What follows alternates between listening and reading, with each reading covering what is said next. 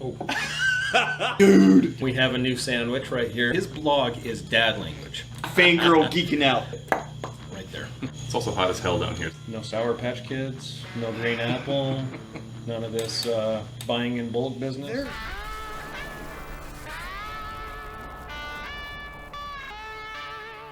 I figured it out. Did I not figure it out? Welcome to Whisky And BBQ. That's Evan, the neighbor that steals all my junk. But he does come over and helps me do work at the house. If you need to demolish something, it's great having a friend who There's a reason. is great at breaking things. We'll tell you about that in a bit. Yeah, there is a reason. We're playing with other things. You probably won't see it in this video. Ryan, your cook. Ryan, yes, Ryan. And we have a new sandwich right here. This is Josh. He lives in between Ryan and I. You're in a world of trouble. Remember us talking about bringing the property values down? He appreciates it because he got in on a steal, apparently. He did. Steal of a deal. Not to mention, he's downwind from Ryan Smoker. All right. Very true. And Josh brought us a bottle of local Ben Milam Bourbon. Josh is a bourbon guy. Oh. You broke it already. You broke the cork! You know what the rule is. You break it, you gotta buy a new one. Oh, there it is. Just super glue that, duct tape, it'll be fine. I got some really glue back over there somewhere. That'll work. Okay. All right. This is So, Ben Milam Bourbon. Josh, tell us how you... Quick rundown, how did you get into Ben Milam Bourbon? I went to the liquor store. Twin Liquor. Twin Next to Liquor. HEB. Asked them for a bourbon recommendation and wanted something local, and they pointed me in this direction. So you know where Ben Milam is? I do not. Okay, so Josh is new to the area. So if you go out 290, you hit 281, take a left, go down about 4 miles, it's right there on the right. You can be there in okay. about 30 minutes from here. Wow. If you're not from the Austin area, there's a little town called Blanco. Yes, it's in Blanco. And it's about 45, 50 minutes west of Austin. And that is where you will find the Ben Milam Distillery. You'll also find Andalusia and real ales or real spirits there. Real Spirits, Independence Brewing? Or no, No, that's Spirits. It's a real ale. They have like this weird kind of closet where they make bourbon and it's real spirits. Sweet. Yep. Okay. Nice enough. Yep. So I actually have a history that I didn't know about with Ben Milam. And that is Marsha Milam, the owner of it. Her and I go back, I don't know, 11 years now because she's really big in the music scene that is Texas music. If you're not familiar with it, don't worry, you'll get I'm there. learning. Oh, it's so Yes. good. Yeah. It's so good. And so Marsha and I met in my radio days, and now she's got this. And apparently Marsha has a silver tongue because she brought in Heather Green. Master Distiller. Yes. So Heather Green is doing all the blending and everything for Ben Milam now. They're still getting a lot of their stuff. They're sourcing a lot of it, but they're aging it and finishing it and blending it there on premises. They are a part of the Texas Whiskey Trail. Yeah, so it's an all Texas distillery, and they are distilling their own stuff there now.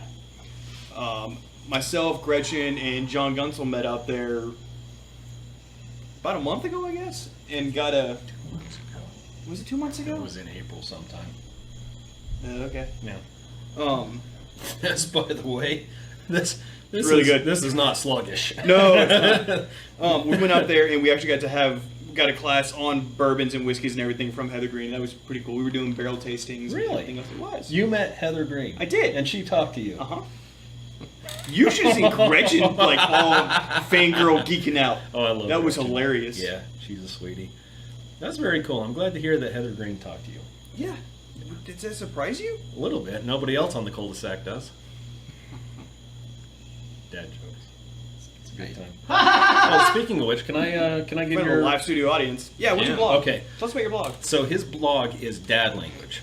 Yes. This world of guys that work from home, or guys that have remote jobs, or guys that take care of kids in addition to doing their work at home, this guy fits the mold, and he puts it all out on dadlanguage.com. That is correct. And if you haven't been there, it's a fascinating read. It's really fun. We'll do links or something too, so you can go find it. Oh yeah, we'll put it right there. I appreciate that. With the sound effects? I Well, just yeah. did sound effects. You were there. Are you going to edit the sound effects in too? Or are they going to be just, you're going to go with that? That was world-class sound effects. It gets no better. He's an audio guy. Yeah. What a maroon. Anyway, all right, let's talk about some bourbon here. Because I said this isn't sluggish.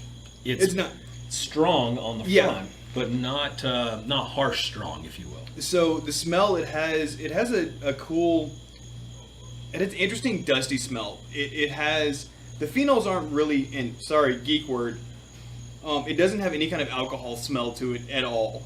And that's unusual for bourbons. What's the percentage on this one? Because Ben Milam has, okay, so this is 43%, 86 proof. Ben Milam has a couple different expressions they have. They have one that's right at or nearly cask strength. That's, whoa, I think it's the Founder's Reserve. But this one, it's watered down, and I think, no, the rye is what they actually cut with bourbon. I actually need to put some water in this before I finish it. I am not a bourbon guy per se. However,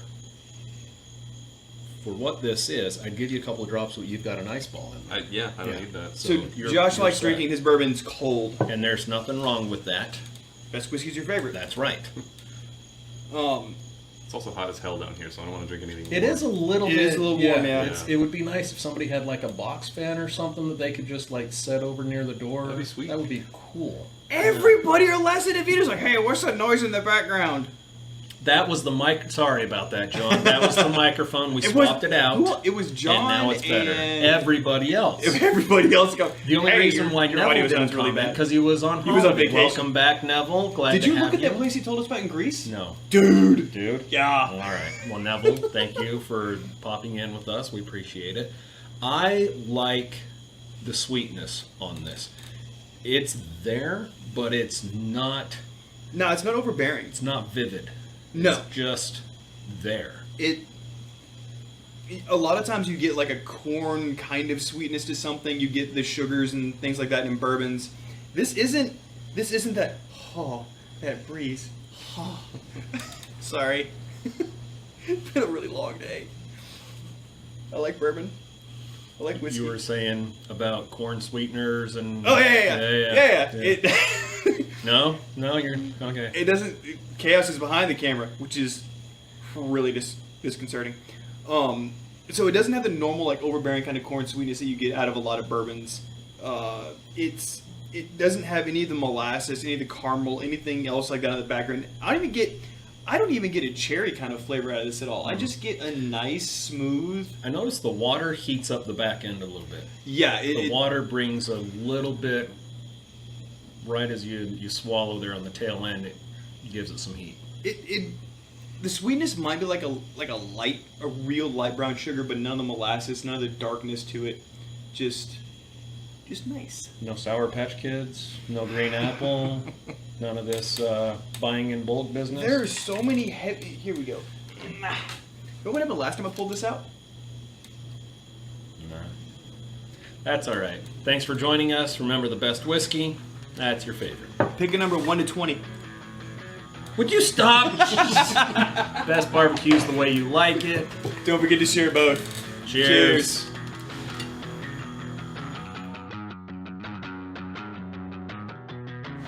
Post number in the comments. We'll see who wins. What did this run, ballpark, at the Twin Liquors? Just south of 50. Okay. Maybe a little right around 50. That's Might have been a usually little the less, little wheelhouse more. where we are. That's about what it's the distillery too.